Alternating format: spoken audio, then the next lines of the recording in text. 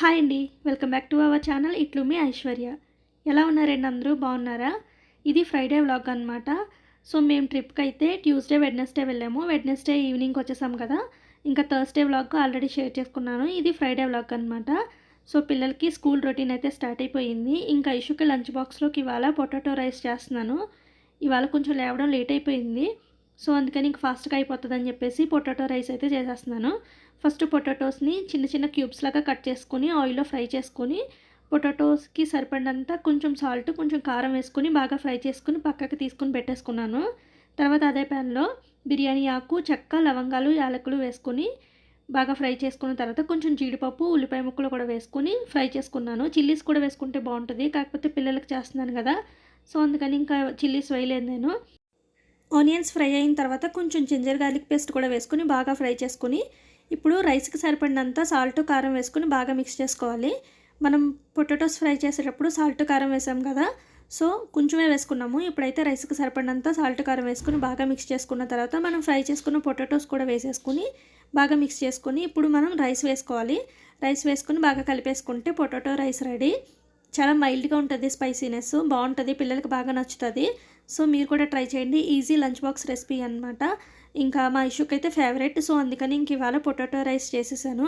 ఇంకా బ్రేక్ఫాస్ట్ ఏమో దోశలు వేస్తున్నాను. వీళ్ళిద్దరూ ఏమంటే చలి కాచుకుంటున్నారు స్టవ్ దగ్గర. మేమైతే చిన్నప్పుడు డాడీ వాళ్ళు మంట వేసేవాళ్ళు అనమాట. మంట దగ్గర చలి కాచుకునేవాళ్ళము. వీళ్ళైతే చలేస్తుందని చెప్పేసి స్టవ్ దగ్గరికి వచ్చి చలి కాచుకుంటున్నారు ఇద్దరు కూడాని. ఇంకా బ్రేక్ఫాస్ట్ దోశ వేస్తున్నాను అనమాట ఇవాళ. సో ఇంకా ఇద్దరికి సరిపడినన్ని దోశలు వేసేసి మూత పెట్టేసుకొని పక్కన పెట్టుకున్నాను. ఎందుకంటే మా చిన్నోడికి కూడా టైం అయిపోతుంది, మళ్ళీ 2 టైమ్స్ వేయాలంటే టైం వేస్ట్ అని చెప్పేసి ఇంకా ముందరగానే దోశలు వేసి పక్కన పెట్టేసుకున్నాను. ఇంకా ఐషుకి లంచ్ బాక్స్ పెట్టేసాను పొటాటో రైస్. ఇంకా స్వీట్ అనమాట, చాక్లెట్ బర్ఫీ. ఇంకా స్వీట్స్లో కూడా చాక్లెట్స్ యాడ్ చేసేస్తున్నారు. ఇంకా కొన్ని రోజులకి ఇంకా స్వీట్స్ కూడా చాక్లెట్ ఫ్లేవర్లోనే ఉంటాయేమో. ఇంకా మా ఐషుకి అయితే చాక్లెట్ బర్ఫీ ఇంకా పొటాటో రైస్ లంచ్ పెట్టేసి ఇంకా స్కూల్కి పంపించాను.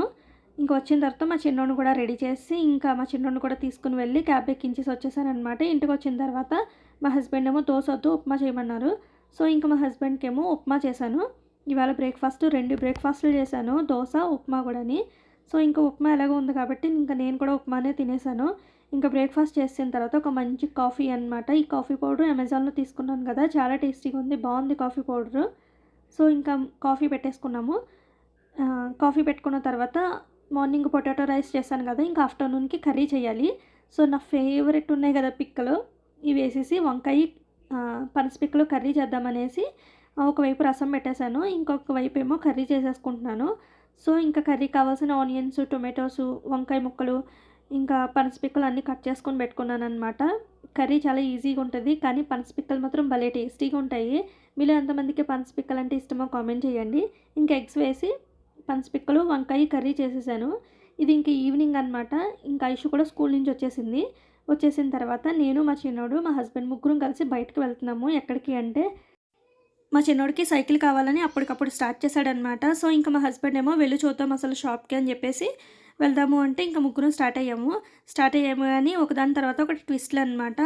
ఇంకా ఫస్ట్ స్టార్ట్ అయ్యి కొంచెం దూరం వెళ్ళిపోయిన తర్వాత ఫుల్గా వర్షం స్టార్ట్ అయింది. లక్కీగా అంబ్రెల్లా తీసుకుని వెళ్ళాము. ఫుల్గా మబ్బులు ఉన్నాయని చెప్పేసి ఇంకా వెనక్కి వచ్చేసామన్నమాట. వెనక్కి వచ్చేస్తుంటే బండి ఆగిపోయింది.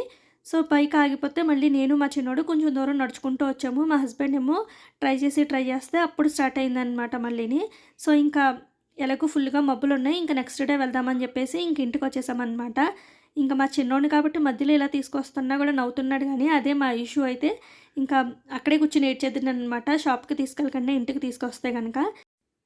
ఇంకా చెప్పిన మాట విని ఏడవకుండా ఇంటికి వచ్చేసినందుకు మా చిన్నోడికి ఇప్పుడు ట్రీట్ ఇస్తున్నారు వాళ్ళ daddy. Fried chicken, burger order చేశారు ఈవినింగ్ స్నాక్స్కి. ఇంకా ఐషు ఏమో ఈవినింగ్ స్నాక్స్ తినేసి ఫ్రెష్ అప్ అయిపోయి ట్యూషన్కి వెళ్ళిపోయింది. మా చిన్నోడేమో ఆడుకుంటున్నాడు. ఎలాగో సాటర్డే, సండే హాలిడే కాబట్టి ఇంకా హోంవర్క్స్ ఏం చేయకుండా ఆడుకుంటున్నాడు. ఇంకా నైట్కి ఏమో ప్రాన్స్ ఆర్డర్ చేసి ఉన్నారనమాట. సో దాంతో బిర్యానీ చేస్తారు మా హస్బెండ్. నేనేమో రైతా కూడా కలిపేశాను. ఇంకా డిన్నర్ చేయాలి. మేము ధర్మస్థలం నుంచి కొన్ని స్పైసెస్ కొనుక్కొని తెచ్చుకున్నాం కదా, అవేంటో చూపించలేదు కదా. అవేంటంటే బిర్యానీ ఆకు, బిర్యానీ పువ్వు, జాపత్రి, చెక్క, యాలకులు తీసుకున్నాము.